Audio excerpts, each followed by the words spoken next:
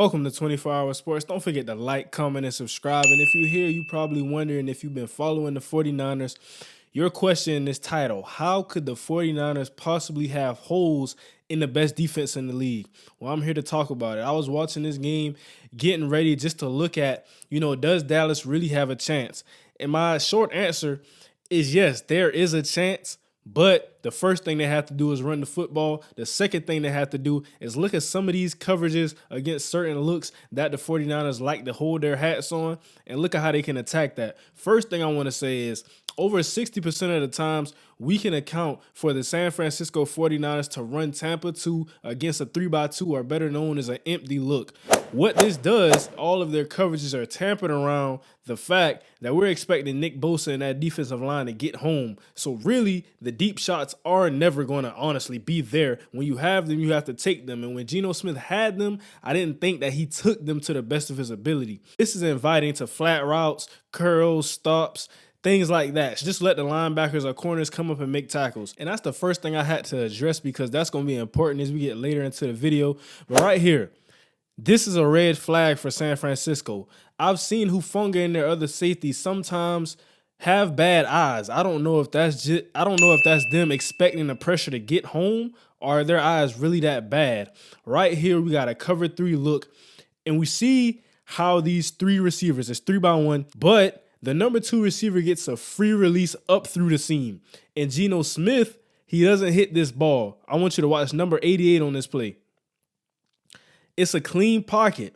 When he throws the ball, the pocket is still clean. It's nothing to step into this pocket and make that throw to number 88. That's kind of concerning for me, because if you're playing Dallas, that's CeeDee Lamb. Geno Smith had to hit this ball. He didn't. And like I said, I think that's him just having that time in his head, knowing I got a clock and my clock's running out fast because I'm going against Nick Bosa. And as crazy as it may seem, I think when you run these empty sets, you have to be targeting Fred Warner. Looking at the Cowboys, they have Dalton Schultz, Jake Ferguson, Hendershot. Something I think that can work against this look when they have Fred Warner play in the middle of the field like this, I would love to see an in and up. I would love to see them come in, get him committed, and then stick their foot in the ground and get upfield, because the middle of the field is wide open. Like I said, that's something that I see a potential that can happen. And I think anybody watching this video could have already figured it's not going to be too much run plays. Right here, the Seattle Seahawks, they just got lucky that they caught the 49ers slanting to the strong side of the formation. Kenneth Walker outran the only defender left in Dre Greenlaw. Like I said, this is more of a scheme thing. The 49ers, they just got caught. Kenneth Walker, and right here, this is going to be Tony Pollard. He's going to outrun Dre Greenlaw as well. But the run game really wasn't there. You just had to catch him in a bad look, or just hope and pray that Fred Warner gets undisciplined. And based on this play right here, it's not enough hoping and praying you can do in the world, because Fred Warner ain't going. Right here, from playing linebacker, I can tell you this is not an easy read. Fred Warner is in a tough position here.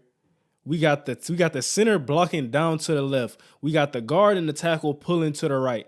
But we know the chances of this can only be one of 2 plays. This can either be a run to the weak side away from the blockers, or this is going to be a counter play to the right side. But Fred Warner, when he's not sure, that's one thing about Fred Warner, and I've shown this in prior videos. When he's not sure, he doesn't go. That's one thing that linebackers across the league, as they study him in the offseason, when he's not sure, he does not go.